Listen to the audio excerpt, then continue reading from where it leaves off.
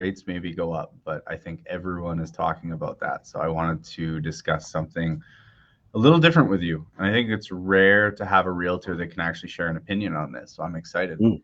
That is Yeah, rental. I think we should dive it's into the good, the bad, the ugly. absolutely. Personally, it's a very interesting topic because people call all the time. They say, "Do you, is this house that you're selling, is it for rent?" So on a real small level, I can tell you that it's interesting how many phone calls I take for people. Even this week, I've taken 2 or 3 calls. Would you think the clients, the sellers of that property, the owners of that property, would consider renting this home?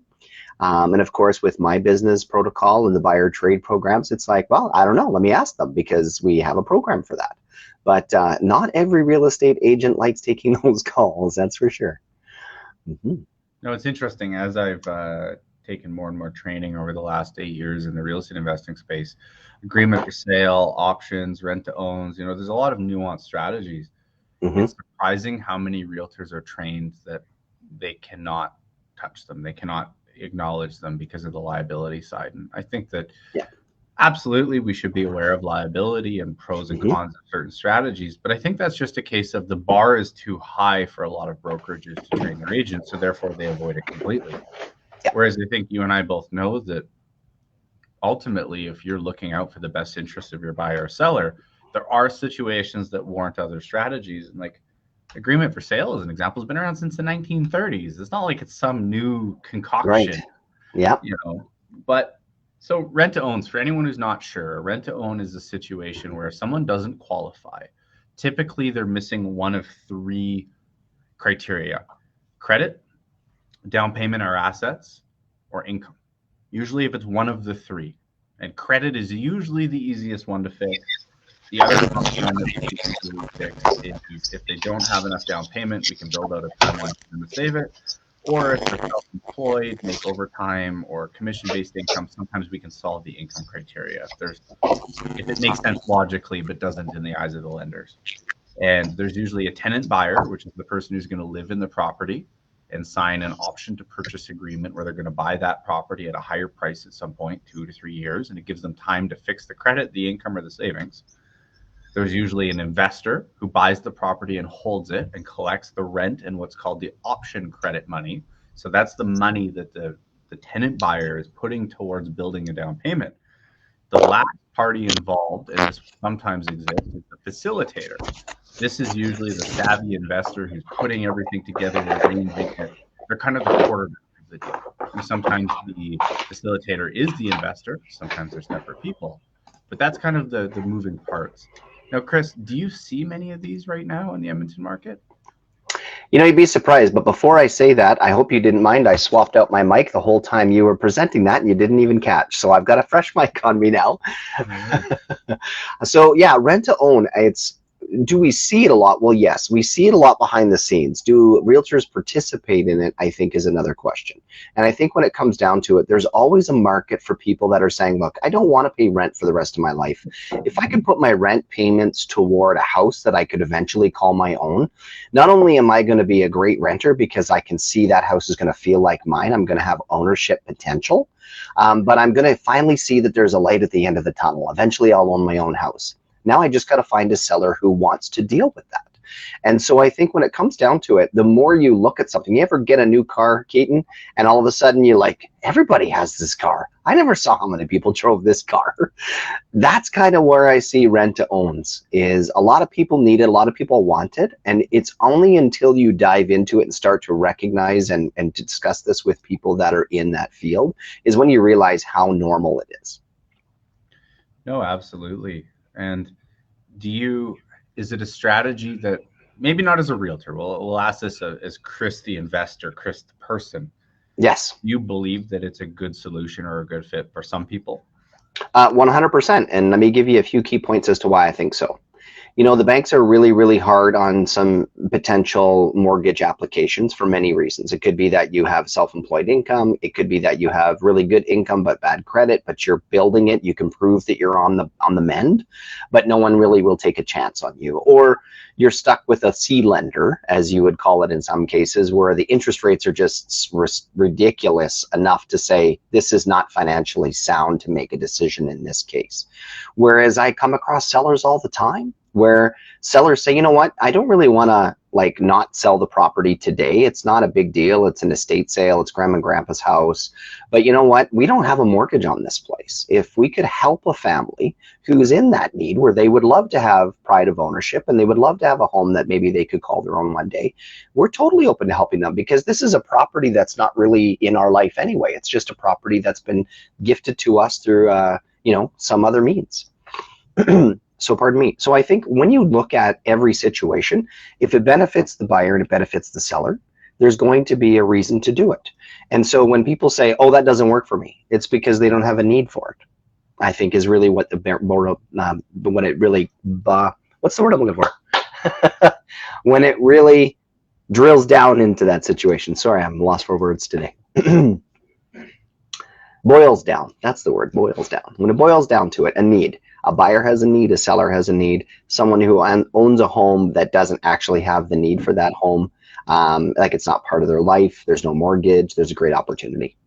Now, if I could just touch on it really quickly too, Keaton, there's not a huge difference between seller financing and rent to own other than strategic paperwork and, future value and stuff. So I think seller financing is another touch on that rent to own situation. You have a different opinion there? I'm going to throw some terms around. I'm not going to define them today, but maybe at a future date we will. There's something called an option to purchase or an option credit. Yeah. There's something called an agreement for sale. There's rent to owns, and then there's vendor take back financing. And each of these strategies is a type of creative strategy to. It creates certain problems and it solves certain problems. None of them are a silver bullet or a magic solution, but they can allow you to take situations that maybe, and I'll use an example. Someone wants to sell their home. The Alberta market's dipped a little bit. They're in a situation where maybe they bought with 5% down, which means they start with 1% equity due to the CMHC insurance. Right. They took a lovely 5-year fix 2 years ago, but there's a big penalty attached to it. Yeah. Could be a situation where maybe they find Chris, the guy who works in the oil and gas industry, and he's in a position where just went through a divorce, credit got bad, and he's rebuilding. And very strong argument that he'll qualify in 3 years when that individual's mortgage is up. Rent owns typically have anywhere from a 2 to 4% appreciation built into them per year. So maybe the seller is able to say, well, my home's worth $350 today, but I paid $375 2 years ago, and I want you to buy it off me for $380 in 3 years. And there could be situations where it's a win-win-win. The person who just went through the divorce gets to fix their credit, buy a home. The seller gets to maybe avoid realtor costs, mortgage penalties, and they get to benefit from their good interest rate and paying down the mortgage while someone lives in their home, rents it, but treats it as if it's their own because they intend on buying it. It's not the right solution for everybody. It's not the right solution for all situations. But situationally, it can be a game changer. It can create a win-win-win where people maybe save $20,000-$30,000 in cost. Someone else gets to buy a home and live in it and have that stability of ownership day one. And it's just a different tool in your toolbox if you're an investor. Personally, I'm a believer that once you get past kind of the beginner level of investing, you should be looking at opportunities. You should be taking the time to understand the seller and buyer's situation, depending on which parties are involved. Yeah. You should be asking yourself, which of the different tools that I know, the different investing strategies, works best in this situation? Rather than just running around with a hammer, treating everything like it's a nail, you should actually look at the situation and go, what works best in this situation? Yeah, and there's 100% levels to it. If you just look at the deal and nothing else, that's when burrs, flips, rent, like buy and holds make sense, because you're just looking at level one, which is the deal. If you go to the next level, you call up the listing agent, Chris, or you talk to the seller and, hey, what's going on? You get into the situation, the circumstances. That's when you start to bring up strategies like vendor take back financing, agreement for sale, option to purchase. and you start to open up more and more strategies. Now, where this gets really cool is, let's say you use an agreement for sale, which is you take over power of attorney on the property, you become the beneficial interest on the property, but you don't transfer title. You can then sell that agreement for sale option in the form of a rent to own to a tenant buyer. Theoretically, you can move on with your life. You've now separated that deal as between party A and party C. You as an investor have bridged a problem, solved it, maybe made some money along the way. You can now go solve other issues. But it's just interesting. If you're an investor and you're watching this, there's a lot of layers and levels to real estate investing. And I think most stop at that first level, which is just, how do I buy the deal? How do I make money? Usually the only form that you can use to get a better deal or make the numbers work is to grind the seller's price down. Once you get to level 2, you start caring about terms much more. Dates, options to purchase, all sorts of things you can tie in. And one thing I wanted to touch on, and this is actually how I met Chris, is this charming gentleman here. That is Barry McGuire. And Chris and I met at an agreement for sale workshop a while back that Barry McGuire was running. I was just recently at another workshop of Barry's where he ties into these strategies. But there are, as an example, this is all on rent to owns. This is written by a real estate lawyer. It doesn't cost $10,000. So there are options out there to get more information on these things and to learn more. There are coaching programs as well that offer hand holding and get access to these resources. So there's lots of different things you can do. But I guess, Chris, let me ask you, let's be fair, like, have you seen situations where people have used rent to own for a win-win, or are you just aware of it? Like, what's your involvement with it?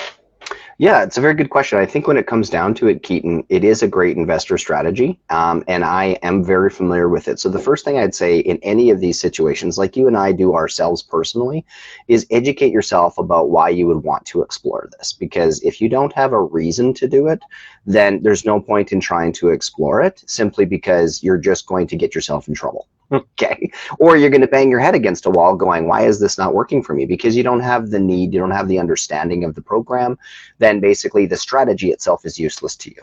So at the end of the day, educate yourself, find out ways, find out professionals that can help you. Now, you and I working in this field every day, there's a lot of deals that we look at, a lot of clients that like to do rent to own or vendor take back or agreements, that the deal doesn't come together. But actively speaking, we're always working on deals on a daily basis, even because there's always someone saying, hey, can you help me with this? So I think at the end of the day, when you educate yourself about the opportunities, then like you said, every time I look at a property now, there's an old adage, a lot of realtors, hey, this house is a great deal. You never know when the next one's going to come along. It's kind of funny, actually, because here at our office and what I teach people and just kind of help people understand, even though there's a really great deal that you're looking at right now, depending on what strategy you're looking at, there's probably 5 more I'm going to find tomorrow. So we kind of do the opposite. Instead of telling people they need to urgently make this decision or it's going to be gone from them, it's more like, hey, this is a really great opportunity, but if it doesn't work for you, there'll be another one tomorrow. It just may be different. So we don't thrive off of the takeaway here. We thrive off the abundance. There's definitely no shortage of opportunities in the real estate investing world. Like hot markets, cool markets, it doesn't matter. Yeah. But the last thing I wanted to touch on is kind of the downside or the risks of rent to own. And I think 100%. Yeah. It's important to know that the strategy is blending the rights and responsibilities of a tenant-landlord relationship. Yeah. But it also blends with a sale.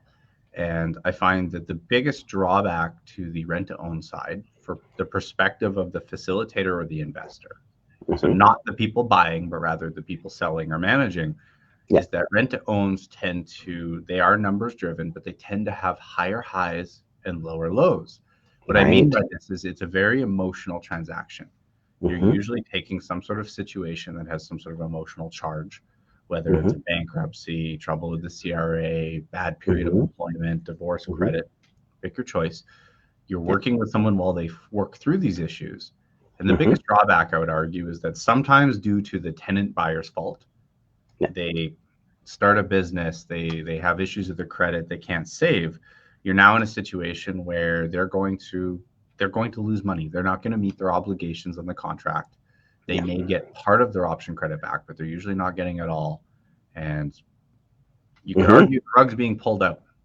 Yeah. And that's tough and it's emotional. And I've seen situations where someone dies. It's all sorts Right. of things happen. People need to leave Yeah. the country. Yeah. But then there's also that's the tenant buyer's fault. But the other thing to know is that there are situations where the market doesn't appreciate. The lending rules get significantly tougher. Yeah. Someone dies. Yeah. And there could be situations where the tenant buyer can't close even though they've done everything right. That I is think the it's worst case. important, Yeah. Mm-hmm. 100%. If you get into this type of transaction as an investor, you Mm-hmm. have to be people first. And I understand that if you tie up Mm-hmm. hundreds of thousands of dollars for a number of years, you're going to make some money, hopefully. Yeah. But we once had a situation where someone passed away and an investor, the property had almost doubled in value. The investor was not willing to give any extension to the tenant buyer Mm-hmm. and was going to take the property back. And while that sucked, that was Mm-hmm. great. Mm-hmm. But in addition to taking this property back that had doubled, the investor was going to make a triple digit ROI. Like they were Right. going to make a lot of money. Mm-hmm. They insisted they were going to keep the option credit, the amount of money that the tenant buyer had saved up Right. to buy this home. It was maybe $35,000. This investor was going to make like $400,000 off this deal. Right. And the investor was going to scoop that $35,000 as well because they could. Yeah. Even though they shouldn't. It wasn't a case where the tenant buyer had done anything wrong. Someone got sick. Mm-hmm. You know, Mm-hmm. some shit happened. It was bad. Yeah. And the investor didn't care. It was all about profit. They needed their 102% ROI to be 108% ROI. Yeah.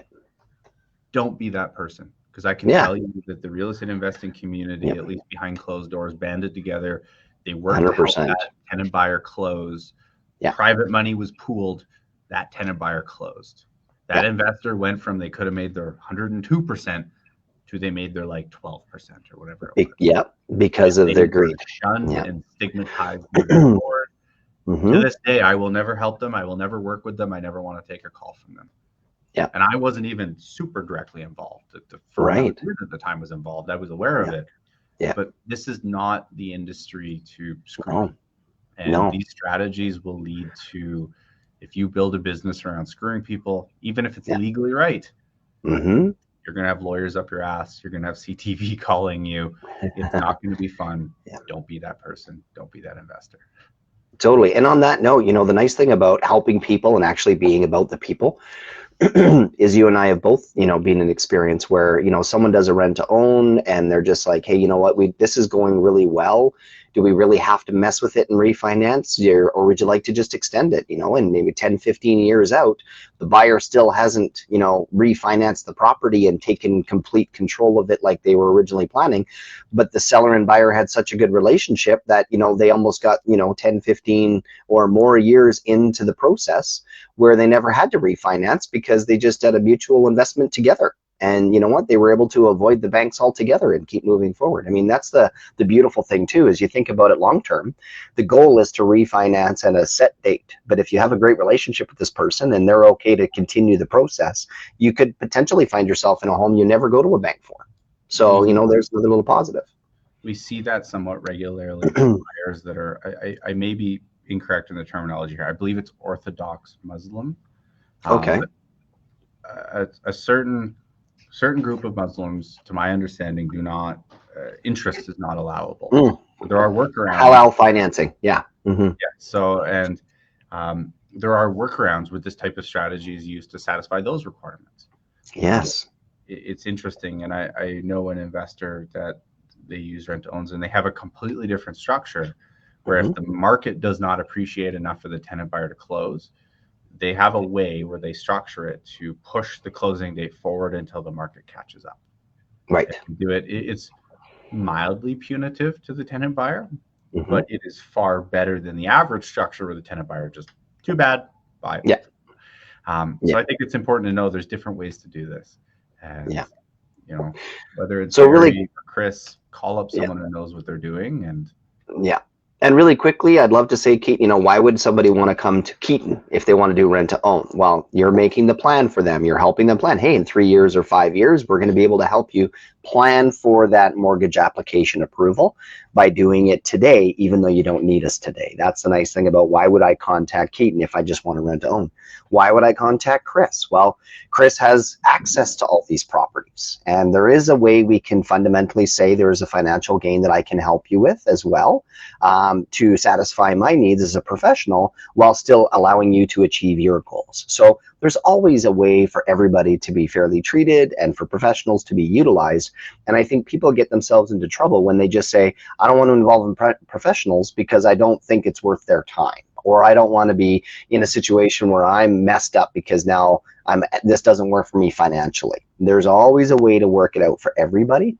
But in my opinion, and you probably have a similar one, Keaton, if you do a strategy in financing using professionals, regardless of the strategy, there is less likely to have a worst case scenario at the other end.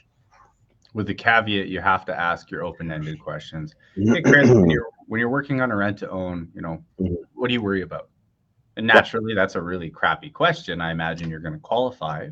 Well, who are we dealing with? Are we dealing with a tenant buyer? Are we dealing with the facilitator or the investor? But instantly, you're going to know, does this person you're asking know about the strategy? Or is it someone's like, rent to what? Like you're talking brick furniture financing? You know you got the wrong person. Yeah. Oh, and I love that too when I see other professionals knocking strategies down because they think, first off, I'm not going to make any money. I'm going to tell everybody that's a bad strategy. Just because you're not going to make any money, or you think that you're not going to make any money, doesn't mean it's a bad strategy. So that's a really easy one to clarify. I once got into a big argument with an accountant over the Smith maneuver. We were connecting over a client. The client was interested in the Smith maneuver, so I brought it up. And the accountant said, absolutely not. I said, oh, I'm curious, why? And we got into it. The accountant shit all over the Smith maneuver. And at the very end, and I'm a professional, I know the strategy inside and out. So I let them say their piece. And I said, what aspect of the strategy do you not like? And they said, well, you should just never sell your home to your corporation. It never makes sense. You shouldn't do it. It's bad tax practice. And I said, well, hang on a minute. You've just told me for 15 minutes why the Smith maneuver is a shit strategy. And you just told me something that's not the Smith maneuver at all. Yes, it is. No, it's not. I know the author, and I've spent, hundreds of hours working with them and reading both the books. And that's not the Smith maneuver at all. Yes, it is. I said, well, would you like me to dial in the author? And we can ask. I got hung up on. But in this case, it was a professional with a good background, credibility. If I was just a regular client, I would never know enough to push to the point to realize this professional had no idea what the strategy was. Right. They just don't know. They thought it was something else that's maybe 10% similar conceptually, but you could read both the books. There's nothing about selling your home to a corporation. It's a completely different thing. Yeah. Yet this accountant was, passionate about their shredding of the strategy that they didn't even know how to describe it in 3 sentences. Right. They were just wrong. So make sure you're working with the right people. And I always suggest ask those open-ended questions to screen the professionals before you trust their opinion. Right. Yeah. And I'm not saying that means you should go find people that like the strategy, but you should just make sure that you get professional opinions from people who understand the ins and outs. Rent-to-owns are by no means perfect, by no means risk-free. They're not my favorite strategy. They're not my least favorite strategy. They're simply a tool in your toolbox as an investor to solve problems. Excellent way to put it. The more tools we have, the more successful we can be. So Tess, who's actually someone I met at Barry's last workshop, you missed out. Okay. Should have been there. But our mortgage broker is open to working with investors with referring rent-to-own candidates. Is this partnership typical? I think it varies from broker to broker. My business partner, Scott, and I go through periods where so we call this screening tenant buyers. We go through periods where we will screen tenant buyers, periods where we won't. I think the biggest hurdle for many mortgage brokers is if we are screening the tenant buyer, and our job is we're a fiduciary for our clients. We have to put their interests first above all else. How do I find someone and give them the best advice for them above all else, while simultaneously working with an investor who's conflicting interests? And the challenge for some brokers, if they're a little paranoid like myself, is how do we represent both parties? The biggest concern is that there are scenarios for a tenant buyer where through no fault of their own, the market cannot, if the market doesn't go up as an example, let's just say it's flat Yeah. for 5 years. Yeah. The tenant buyer is going to be in a position where the home's worth 300,000, they're supposed to buy it for 350. Mm-hmm. Regular people of regular means cannot earn enough to bridge that gap. Yeah. So, Tess, to answer your question, yes, it is somewhat common for mortgage brokers to screen tenant buyers, but I think, like all things, it's important you find brokers that are experts at it, that actually understand how the strategy works. There's a whole ton of legal stuff we didn't get into. Like, typically speaking, the rent-to-own agreement needs to be registered on title. It needs to have the option credit, or the money that is not rent, but put towards preparing to purchase the property. A portion needs to be refundable. If the rent is below market rents, then the lenders and the insurers typically don't like to recognize it. There's a lot of rules. There's a reason why Barry's got, a 250-page manual on it. Yeah. Make sure that you find the right professionals who understand how to screen it and which challenges can be solved in what timeline. As an example, if someone's got a bankruptcy, but it turns out it's their second bankruptcy, it's 14 years until that falls off their credit bureau. No reasonable rent-to-own is going to wait that long. Yeah. But if the broker doesn't know how to ask, doesn't know how to clarify, sometimes you do before you even begin. Anything you want to end on, Chris? Well, I think you make a good point. And when I'm working with people, the first thing I say to my sellers is, hey, to get a premium price on your home, because let's face it, that is a premium price for a home and a market value. Are you open to discussing other strategies, or do you like a traditional sale? If they say, sure, tell me more, then we have a conversation. Maybe there's an option there. So when I'm walking around with my back pocket open with all these people that are saying yes, maybe more, depending on the situation, those are the people that are more than happy to have those conversations. But I don't go broadcasting that specific address, specific person to the public. We just have a program that says, hey, if you'd like to learn, maybe there's a possibility we have a property for you, rent to own, agreement for sale, give us a shout. We'll go through our database. On the flip side, it's often that I get buyers, pardon me, that say, we're pulling our hair out. We don't think we're ever going to qualify for a mortgage. We have no money. We have no, our job is mediocre. Can you just get us a rent to own so we can kind of feel like we're going to own something one day? Well, that's not a very good candidate either. Like, they have to be financially. I was like, oh God, Chris, this is exactly what you don't want. That's right. So you have to be somebody who says, no, I'm taking financial responsibility. I'm trying my best to have a good career path and a good job. I'm kind of in a little bit of a lull right now. Is there a way I can take advantage of, maybe the market prices being likely cheaper today than in 5 years from now?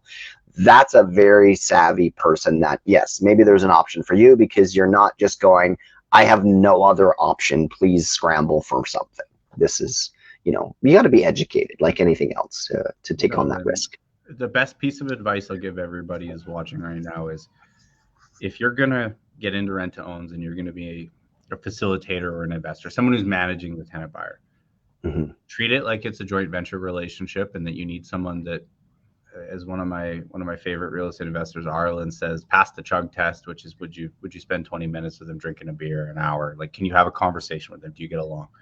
Yeah. That's important. The second thing I suggest is, whether they have money or not, abandon the scarcity mindset. Get a current snapshot of their situation. Set a goal that's better than that. Hey, I need you to do a budget, and I need you to save an extra, look at their income, look at their savings. Hey, you think they should realistically be able to save $750 a month, and that's in line with what they would need to save for the strategy. Hey, I need you to save $750 a month for the next 2 months. And see if they do it. Yeah. If they do it, that's a huge step in the direction of they'll be a successful tenant buyer. Yeah. If they don't do it, give you excuses. Yeah. Maybe reset the test. That's fine. Yeah. It's okay to just move the test forward, but don't go into a rent-own agreement with them. Don't go that route. And the best suggestion I have is, if you're screening tenant buyers, whether it's Tess or someone else, when you connect with people, look for accountability in their life. Get it. Shit happens. Bad things happen to good people. But if there's no accountability in their circumstances and what's happened to them, that's right, usually not a good fit. Yeah. If just every single thing that's gone in their wrong in their life is someone else's fault, anecdotally from experience, they're not going to be good tenant buyers. There's a very high likelihood they'll fail. Yeah. Whereas if they say, yeah, you know what, I effed up. I stressed, I ignored my bills. I screwed my credit. Mm-hmm.